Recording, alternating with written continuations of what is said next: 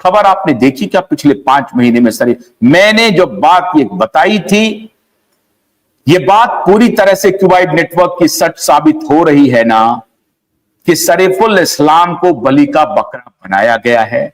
और इसीलिए 1 दिन का पुलिस रिमांड मांग रही थी मुंबई पुलिस। अदालत ने कहा कि आपको आधे घंटे का पुलिस रिमांड नहीं देंगे। और अदालत ने किसी प्रकार से इज्जत बचाई, खुद की इज्जत बचाई कि साहब ये सरेआम ये माफियागिरी चल रही है मुंबई के कुछ करप्ट पुलिस ऑफिसर की, ये गुंडागर्दी पर उतर आए हैं।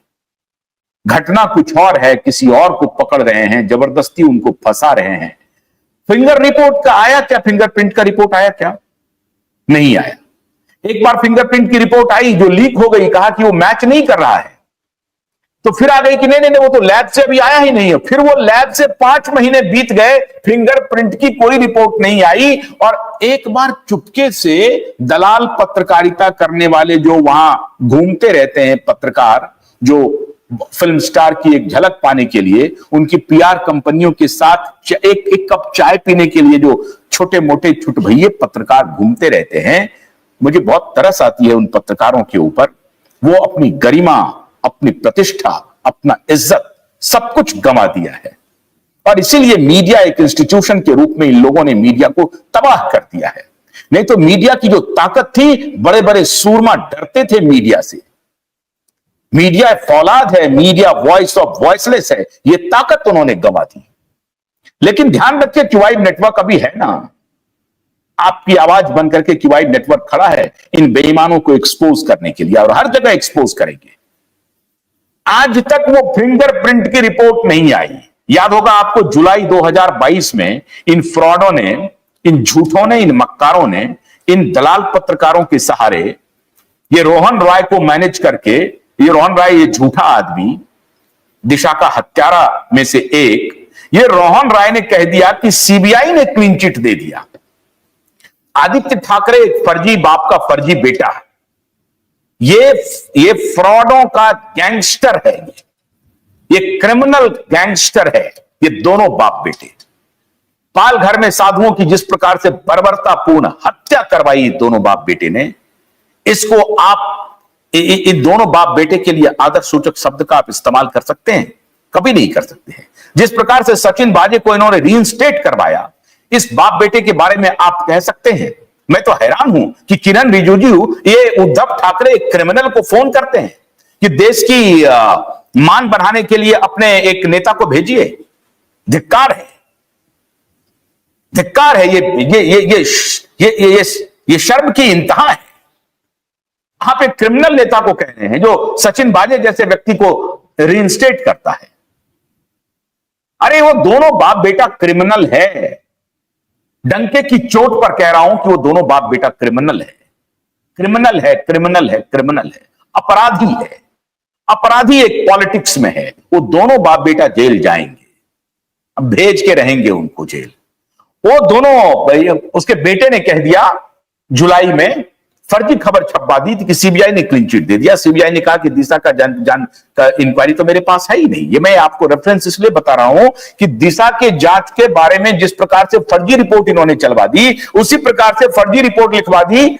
शरीफुल इस्लाम का फिंगरप्रिंट आ गया और फिंगरप्रिंट मैच कर गया। छुटपुट कहीं पर झूठी झूठी, कहीं कोई विस्तृत चर्चा नहीं की इन्होंने, लेकिन कहीं कहीं छोटी रिपोर्ट छपवा दी कि फिंगरप्रिंट आ गया और फिंगरप्रिंट से पता चल गया कि शरीफुल इस्लाम ही है। कुछ नहीं हुआ ऐसा। शिनाख्त परेड में वो नैनी गई और वो दूसरी जो मेड थी वो गई। आज तक शिनाख्त परेड में कोई खबर आपने देखी क्या कि करीना कपूर गई है शिनाख्त परेड में? सैफ अली खान गए हैं कि शिनाख्त परेड में? नहीं गए आज तक। 5 महीने होने को है। शरीफुल इस्लाम है कि नहीं है, इसकी शिनाख्त परेड में करीना कपूर और सैफ अली खान नहीं पहुंचे हैं। अरे धूर्तता की मिसाल कायम कर दिया ये मुंबई के भ्रष्ट पुलिस वालों ने। बेशर्मी की इंतहा कर दी मुंबई के भ्रष्ट पुलिस वालों ने।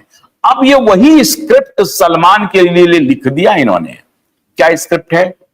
स्क्रिप्ट जब क्यूबाइड ने खबर ब्रेक किया कि सलमान के इंटेलिजेंस इनपुट आ रहे हैं और एनआईए की नजर पड़ रही है इन माफियाओं पर, ये जो रात के शहंशाह हैं, शराब पी करके जो घूमते हैं, जो हिट एंड रन करते हैं, और उसके बाद ब्रांडिंग करवाते हैं पीआर से, सैटेलाइट चैनल के दलालों के साथ बैठ करके, कि मैं जब भी उस रोड से गुजरता हूं मुझे बहुत बुरा लगता है कि मेरी कार से इतने लोगों की जान चली गई, आई फील वेरी बैड। और उसमें भी ये धूर्त जो है अपने ड्राइवर को फंसा देता है। और कमाल की बात है, इसके लिए भी संवेदना इनके फेवर में देने वाले लोगों की कमी नहीं है इस देश में। तो सवाल है कि कुकर्मियों के साथ खड़े होने वालों की कतार कोई छोटी नहीं है, बहुत बड़ी है। तभी तो इनका फल फूल रहा है धंधा। झूठ बोल दो, कुछ भी कर दो, फ्रॉड कर लो, कोई स्टोरी गढ़ लो। अब ये नया स्टोरी इन्होंने गढ़वाया जब क्यूबाइब ने ब्रेक किया कि ये निशाने पर हैं, ये निशाने पर हैं, सरकार के निशाने पर हैं कि ये सभी लोग ड्रग के बड़े व्यवसाय में इन्वॉल्व हैं, अंडरवर्ल्ड से इनका रिश्ता है।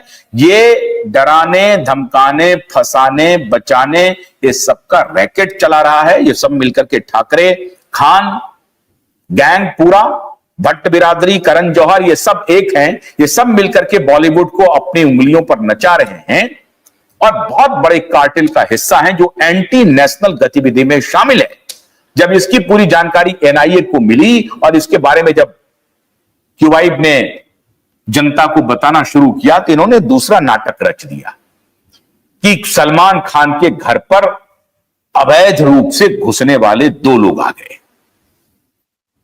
मैंने अभी कुछ देर पहले एक वीडियो आपको बताया था कि कैसे सिक्योरिटी तार तार हुई है, लेकिन अभी मेरे इस वीडियो के तुरंत बाद, जब ये ब्रॉडकास्ट हुआ उसके तुरंत बाद मेरे सूत्रों ने मुझे फोन किया कि अरे साहब ये तो बात ये है, आपके खबर ब्रेक होने के बाद इनके ये जो है ये परेशान हो गए हैं। इनको लगने लगा है कि अरे हमने तो मैनेज करके रखा हुआ था, ये तो सारी बातें हमारी पोल पट्टी खुल रही है, सारी बातें पब्लिक में आ रही हैं, लोग जान रहे हैं, तो क्या कर सकते हैं। तो सैफ का जो स्क्रिप्ट लिखा था वो स्क्रिप्ट राइटर पहुंच गया और उन्होंने कहा कि नया स्क्रिप्ट लिख देते हैं। एक ईसा छाबड़ा को पकड़ लाते हैं, एक जितेंद्र सिंह को पकड़ लाते हैं। और वो जितेंद्र सिंह क्या स्क्रिप्ट लिखा है, सुबह में दिन में 9 बजे जितेंद्र सिंह को मुंबई पुलिस के एक ऑफिसर ने कहा कि तुम यहां क्या कर रहे हो, क्यों घूम रहे हो। फ्रस्ट्रेट हो गया जितेंद्र सिंह को और गुस्से में उसने अपने मोबाइल को ही तोड़ दिया। वाह, ऐसा फैन जितेंद्र सिंह। और फिर वो सुबह में अपने मोबाइल को तोड़ देता है, वहां से चला जाता है और शाम को उसका